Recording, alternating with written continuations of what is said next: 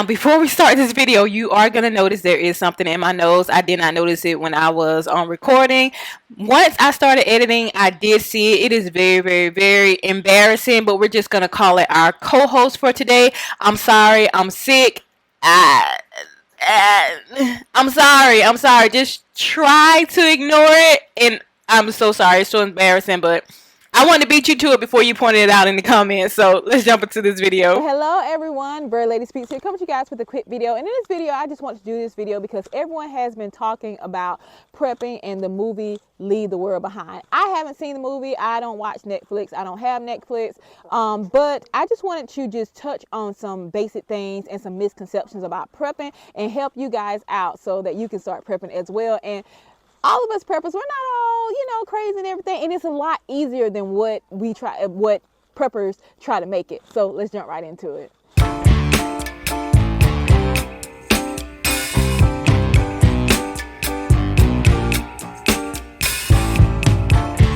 Thank you so much for stopping by my channel. If this is not your first time, welcome back. If this is your first time, welcome, welcome, welcome. I hope that you do decide to join the family and stay by hitting that like button, that subscribe button, and of course, ringing that bell. Now, I always like to let you guys know this is a very diverse channel. I talk about all types of things on this channel. I call it a variety channel. A lot of my information is homesteading information. So if you're all about homesteading, make sure that you do check out the playlist, my chicken playlist, my gardening playlist, my homesteading playlist. I'm even starting to make sourdough, y'all, and I am not a baker. But make sure you do follow my journey here. So I just want to talk about prepping. And people are taking it to the extreme. They are taking it to where in order to prep, you don't have to have a bunker. You don't have to have a storage building full of food. You don't have to have even chickens and everything like that. There are different levels of prep and there are different ways to do it. Now, the first thing that I want to say is faith, faith, faith, faith, faith. Faith, faith, faith, faith, faith. And like my pastor say, it don't take a whole lot, but you got to use what you got. So, we trust in the Lord around here. We trust in Jesus around here. But faith without works is dead. You can prep all you want to, but without faith, it's all going to come to naught anyway. So just wanted to put that out there. Now, a lot of preppers, what we do sometimes, and I'm saying we because I'm in the same, a lot of times what we do as preppers is we push people away.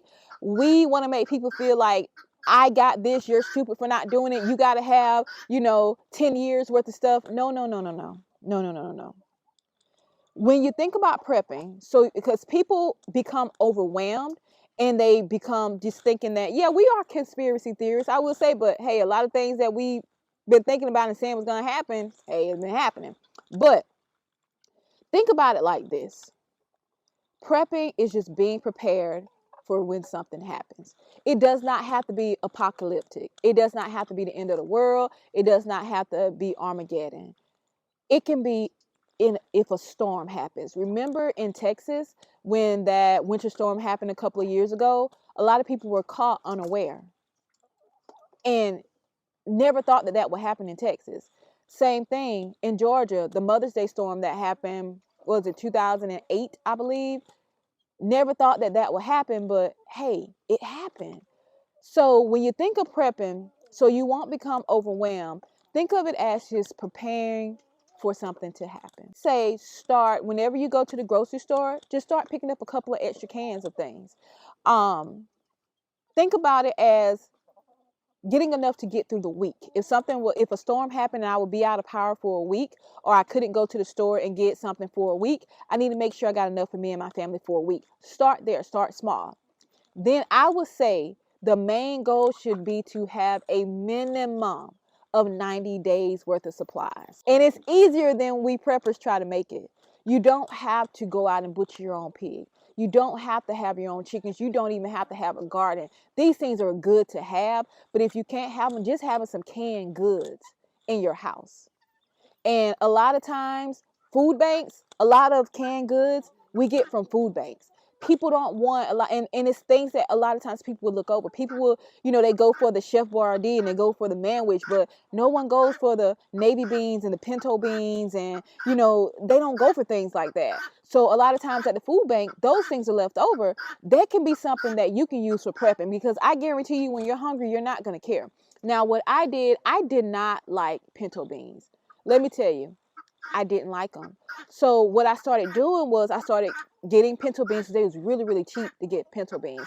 And I started prepping things and trying things and different recipes. So now I can chili with pinto beans.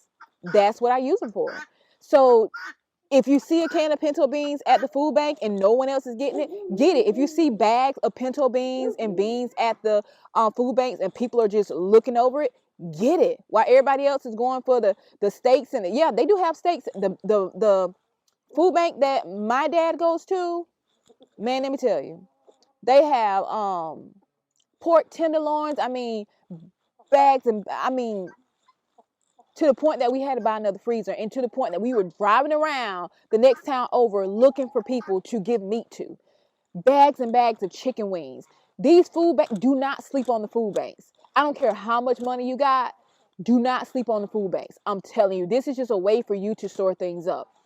Now, I tell a lot of people, what I tell people is go more for the non-perishable things than the meats or the frozen things, because if you lose power, you don't, and you have, if you do or you don't have a generator, if you do have a generator, the less that's pulling from that generator, the better. So if you lose power, you don't want to lose all of your food. So if you just focus on things that go in the freezer or the refrigerator and you lose power and you don't have backup power, then you can actually lose your food. So go for the canned goods, the bags. Get yourself a grill. They got like grills for like 15, 20 bucks, little small grills, 15, 20 bucks at like Family Dollar and the Dollar General store. Get you a nice it doesn't have to be a nice grill. Get you a small grill just in case it's cold and you need to be able to keep warm. Get you they said like the indoor grills. Get you the like little indoor griddles and things like that so you and your family can keep warm. If you have a fireplace, start stacking up out of season. It's about to be spring in a few months. So those bags of firewood is expensive, they're gonna go on sale. Stack up on the firewood while it's on sale. That way, if something does happen in the winter, you have access firewood that you've already collected. If you have like, stock up on propane. If you have, I prefer charcoal grills, just little cheap little charcoal grills, but you can have, we have propane grill, pellet grills. We have charcoal grill, pellet grill, propane griddles, propane grill, propane fires. So it's a lot of different ways that you can do it, but have some way to cook other than the stove. Make sure you keep can openers. Keep you an extra can opener. Make sure you keep you an extra can opener, because there's no need for you to have a bunch of cans and not be able to open them, or either cut yourself up. Because like me, I can't do the whole Swiss Army knife kind of thing. My husband and my dad can do that, but I'm not good at that kind of stuff. So make sure you have your extra can opener. Women, feminine products, make sure you have enough for at least 90 days. When they go on sale, I like to get them from like Dollar General when they have like buy one get one half off. CVS is another good place that has buy one get one free, buy two get one free. I love to catch those sales there because you can stock up on that stuff. Deodorant, soap, Sam's Club, Costco, one of the best places to stock up on these things. But the same thing when you see them at when you see them at Dollar General, buy one get one free, buy one get one half off. Get it. Same thing. Kroger's really good about that. BOGO sales. Get it. Get it. Get it. Toilet tissue. Things of that sort. Candles. Gas. Propane. All these things. Flashlights. Batteries. All these things. I like to like the flashlights that I have. They plug into the wall. And they use batteries. So I have them that I can actually charge. And if the charge runs down, I have extra batteries for them. So make sure that you have things like that. Another thing that a lot of people don't think about. I mean, my husband's like, why do you have all this food, all this feed stocked up? Because I have to feed my chickens. I have to feed my dogs. I have to feed Casper. I have to feed, the cats, whatever. I have to feed them. So I keep food for my animals and feed for my animals stocked up. Even if it's just bags and bags and bags of corn. That's like right now, my chickens, all of my birds are getting corn right now because it's helping them to stay warm. It increases their body temperature. So them trying to digest that corn, it makes them feel full faster. It puts a little bit more weight on them to be able to handle the cold, and it heats their body up internally to be able to withstand the cold temperatures that we're getting. So I have and If you're going to a local feed store, I pay $10 for a 50-pound bag of corn. $10 for a 50-pound bag of corn. So you can take 50 bucks. So you can take 50 bucks and buy 5 10-pound bags. I mean, 5 50-pound bags. So you have, what is that, 250 pounds of corn just by, yeah. But yeah, just do little things like that. When you see sales, even if you don't feed that to your chickens right now. I don't buy big box food, food from big box stores. I don't buy it. I don't buy it. I don't buy it. But if I ever go in there and I see like a buy one get one, stock up on it. When chick days were over, they had all types of medications and stuff for your chickens, vitamins. They had all of those on sale. Stocked up on it. Same thing with your dogs. Stock up on your worm medication. Stock up on your flea medication. If you feed that to them, but we try to do things organically around here. But if my dogs get sick, I make sure I have penicillin for myself, for my dogs. I make sure I have things like that. I have penicillin for my chickens. I have Corid just in case there is a outbreak of coccidiosis. I have these things stocked up. So just think about, it's a lot of things that we don't think about, even when it comes to ourselves with medications. Like, before something bad happens, I wean myself off all my medications. Everything that I get from the pharmacy is, the only thing that I get from the pharmacy is my B12 shot. I get a 90-day supply of my B12 shot. So if something happens and I can't get my B12 shot, I have the supplements to back me up, and I already have a 90-day supply of it. So if you're getting your medications, get a 90-day supply of your medications just in case something happens and you can't get to the store. You can't get to the store. So, think of now, like if you're on high blood pressure medication. I was talking to someone the other day, they're on high blood pressure medication. They're completely changing their diet, their lifestyle, so that they can be able to wean themselves off of the blood pressure medication. So if they had to go without it, then, they will be fine.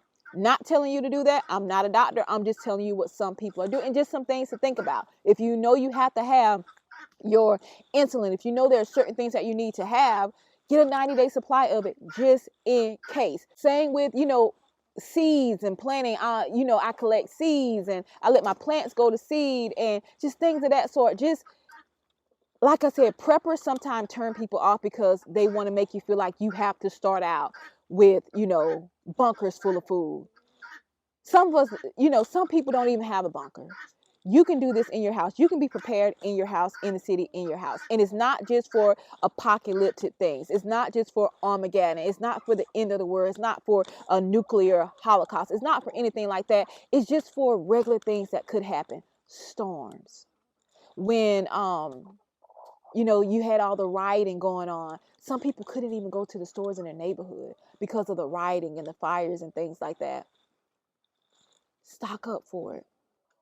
Get yourself and give yourself that peace of mind where I know at least start with a week. Start with 1 week. And like I said, do not sleep on the food banks. Do not sleep on the food banks. No matter how much money, we have to put into prepping, we still go to the food banks and we wait because people need things more than we do. So we wait until the very end, and whatever's left over, that's what we get. What people don't want, and we get it and we drive around and we try to give it to people. If people don't want it, then we keep it for ourselves. We got to get out of this mindset that we have to have what we want to survive. You have to get what you need to survive. If beans are going to keep you alive, get you some beans. If rice is going to keep you alive, stock up on some rice. Do these things, and these are just cheap ways that you can do it. Cheap ways that you can do it. Stock up on things like grains. Make your own bread, things of that sort. You can make your own bread in a wood stove, or turn on the generator really quick and pop it in the toaster oven. It's a lot of things that we can do to prep. We as preppers just sometimes go to the extreme. We make it harder than it is, and we push people away. But it's really, really, really, really easy. And like I said, don't think about it as if the world was to end tomorrow. what I need to do. Think about it as if a snowstorm hit tomorrow. What do I need to do? Even with communication, we have walkie-talkies out here.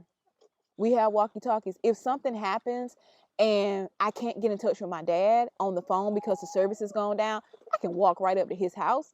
But also we have walkie-talkies, long-range CBs, things like that, ways to communicate. So these are just a couple of things that we can do. These are a couple of things that we can do. Even with generators, you got to have gas.